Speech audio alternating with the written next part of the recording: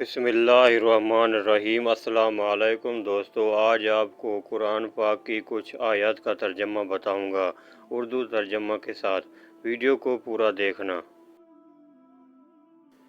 وَلَقَدْ صَرَفْنَا فِي هَذَا الْقُرْآنِ لِلنَّاسِ مِنْ كُلِّ مَثَلٍ۔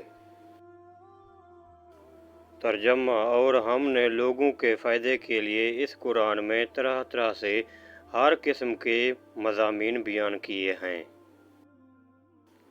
وَمَنْ أَعْلَمُ مِمَّنْ ذُكِرَ بِآيَاتِ رَبِّهِ فَأَعْرَضَ عَنْهَا۔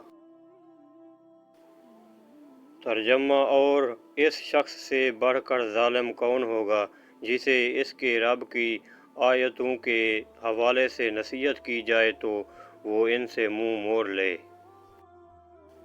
وَيُرِيكُمْ آيَاتِهِ فَأَيَّ آيَاتِ اللَّهِ تُنْكِرُونَ۔